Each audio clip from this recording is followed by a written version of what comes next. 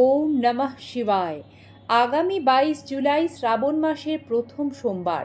এই বিশেষ দিনে দেবাদিদেব মহাদেবের মাথায় কোন বিশেষ শস্য ও জিনিস অর্পণ করলে পূর্ণ হবে ভক্তের সকল মনোবাঞ্ছা এবং চলতি বছরে শ্রাবণ মাসে মহাফলদায়ী কয়টি সোমবার পড়েছে তার তারিখ কবে কবে জেনে নিন এই পর্বে বিস্তারিত।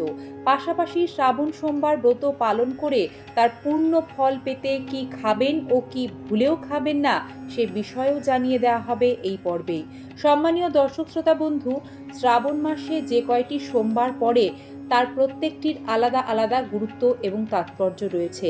আমাদের জীবনে নানা রকম সমস্যা থাকে এবং সকলের সমস্যা কিন্তু এক রকম হয় না এবং সে কারণেই শাস্ত্র বিধান দিচ্ছে শ্রাবণ মাসে এই প্রত্যেকটি সোমবার নিজস্ব গুরুত্ব যেহেতু আলাদা আলাদাভাবে বহন করছে, সেই কারণে প্রত্যেকটি সোমবারের আলাদা আলাদা বিশেষ শস্য এবং জিনিস রয়েছে যা দেবাদিদেব মহাদেবকে অর্পণ করলে ভক্তের বিভিন্ন সমস্যা তিনি দূর করে দেন এক নিমেষেই। এই পর্বে আপনাদের বিশেষ করে জানাবো আগামী 22 জুলাই শ্রাবণ মাসে যে প্রথম সোমবার আপনারা পালন করতে চলেছেন সেই সোমবারে আপনারা কোন বিশেষ নিয়মে দেবাদিদেব মহাদেবকে তুষ্ট করতে পারবেন। শ্রাবণ মাস মহাদেবের নিজের মাস এবং অত্যন্ত প্রিয় মাস। শ্রাবণ মাসে মহাদেব শুল পানি নামে অভিহিত হন। এই মাসে ভক্তি ভরে ভোলে বাবাকে পুজো করলেই দূর হয় সমস্ত দুঃখ দুর্দশা। শ্রাবণ মাসে মহাদেবের পুজো ও উপবাস করার ক্ষেত্রে কিছু রীতি মেনে চললেই তুষ্ট হন দেবাদিদেব মহাদেব। শ্রাবণ মাসের সোমবার ভগবান শিবের উপাসনায় যে অত্যন্ত ফলদায়ক তা আমরা কম বেশি জানি এবং আমরা সকলেই জানি তিনি একটি বেলপাতাতেই তুষ্ট। কিন্তু এত সব পরেও তার পুজোয় কিন্তু ত্রুটি থাকলে অনর্থক হতেও বেশি দেরি হয় না। সেই কারণে পুজোর নিয়মে সামান্য ভুল সংসারে আনতে পারে চরম বিপদ বিপর্যয়। তাই এই ভুল এড়াতে যারা শ্রাবণ সোমবারে ব্রত করতে যাচ্ছেন তারা এক নজরে দেখে নিন কি কি বিষয় আপনাদের অবশ্যই মাথায় রাখতে হবে। ভোলে বাবার বেলপাতা যেহেতু অত্যন্ত পছন্দের, সোমবার মহাদেবের উদ্দেশ্যে 3টি পাতা সহ বেলপাতা অবশ্যই নিবেদন করা উচিত। তবে মাথায় রাখতে হবে সেই বেলপত্র যেন ছিঁড়ে না যায়। জ্যোতিষশাস্ত্র অনুসারে এই দিন বেলগাছ থেকেও বেলপাতা ছেঁড়া উচিত নয়, সেই কারণে আগেই বেলপাতা জোগাড় করে রাখতে হবে। শিবলিঙ্গে বেলপাতা অর্পণ কখনোই শুকনো অবস্থায় করতে নেই। সজল অর্থাৎ ভেজা বেলপাতা শিবলিঙ্গে অর্পণ করবেন। এছাড়াও বেলপাতা কিন্তু উপুর করে অর্পণ করতে হয়, চিত করে নয়, অর্থাৎ পাতার মসৃণ দিকটি শিবলিঙ্গের দিকে থাকবে। অনেকেই মন্দিরে গিয়ে শিবলিঙ্গে জল ঢেলে উপবাস করেন, আবার অনেকেই বাড়িতেই মহাদেবের আরাধনা করেন। বাড়িতে যারা পুজো করছেন তারা এই বিষয়গুলি মাথায় রাখবেন। সোমবার সকালে প্রথমে স্নান করে ঘরের প্রত্যেকটি কোণে ছিটিয়ে দিন পবিত্র গঙ্গার জল। মনে করা হয় ভগবান শিবের আরাধনা করার আগে ঘর অবশ্যই শুদ্ধ করে নেওয়া উচিত। এরপর শুদ্ধ বস্ত্র পরিধান করে পুজোয় বসুন। শিবলিঙ্গে প্রথমে দই, তারপর মধু, দুধ ও গঙ্গা জল দিতে হবে। এর সঙ্গে সিদ্ধি দিতে ভুলবেন না, কারণ সিদ্ধি ছাড়া ভোলে বাবার পুজো অসম্পূর্ণ। এই নৈবেদ্যগুলোর পাশাপাশি শ্রাবণ মাসে প্রথম সোমবার আপনারা মহাদেবকে যে বিশেষ শস্যটি অর্পণ করবেন তা হলো অখণ্ড আতপ চাল।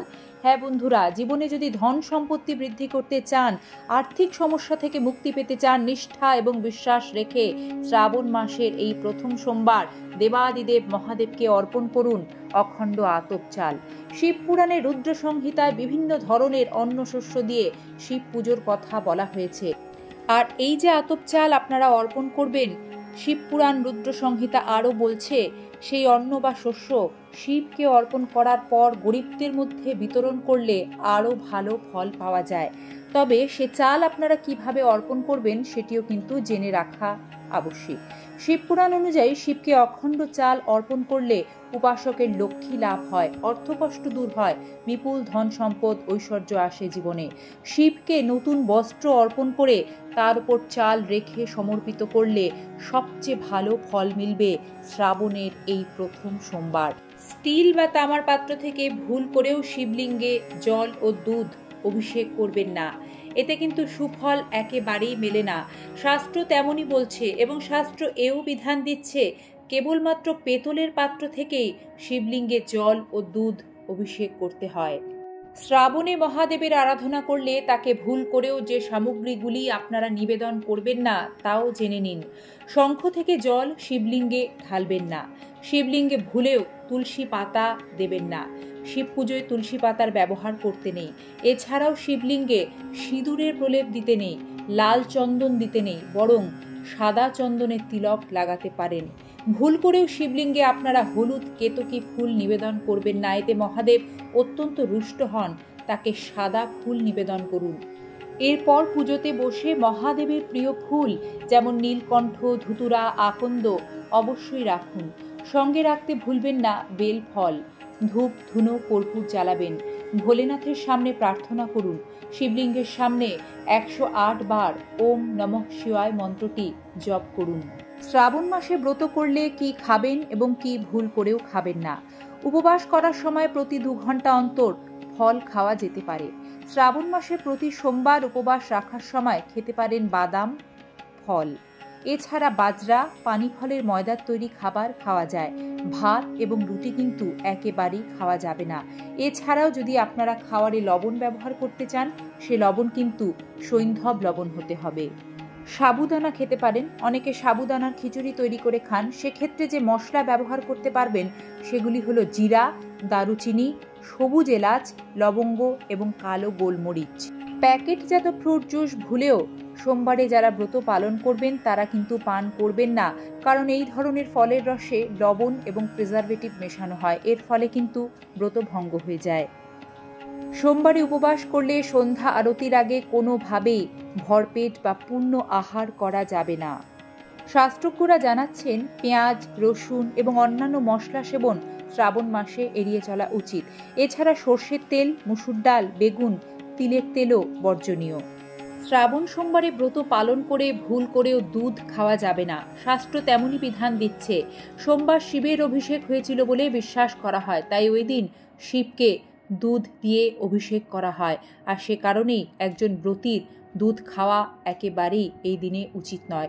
এর পাশাপাশি শাস্ত্রজ্ঞরা আরও বলেন, গোটা শ্রাবণ মাস জুড়ে সুস্থ এবং নিরোগ থাকতে দুধ এড়িয়ে চলা সকলেরই উচিত। শ্রাবণ সোমবারের ব্রত যারা পালন করছেন তারা ভুল করেও উপবাসের দিন হলুদ দেওয়া কোনো খাবার খাবেন না, এতেও কিন্তু ব্রত ভঙ্গ হয়ে যায়। এবং কেউই গোটা শ্রাবণ মাস জুড়ে কোনো রকম শাক খাবেন না, এতে চরম রোগ ব্যাধি হয়। এবং চেষ্টা করবেন শ্রাবণ মাস সাত্ত্বিক আহার গ্রহণ করতে, আমিষ আহার বর্জন করতে। শ্রাবণ মাসের প্রথম সোমবারে বিশেষ নিয়ম নীতি এই পর্বে ছিল আমাদের মূল আলোচনার বিষয়। ঠিক একইভাবে আগামী পর্বে শ্রাবণের দ্বিতীয় সোমবারে ঠিক কোন বিশেষ নিয়ম পালন করলে এবং কোন বিশেষ শস্য নিবেদন করলে দেবাদিদেব মহাদেব আপনাদের সকলের মনোবাঞ্ছা পূর্ণ করবেন তা নিয়ে হাজির হব আগামী পর্বে। সে পর্যন্ত সকলেই অনুমতি দিন। সুস্থ থাকবেন, ভালো থাকবেন এবং সাথে থাকবেন। হর হর মহাদেব।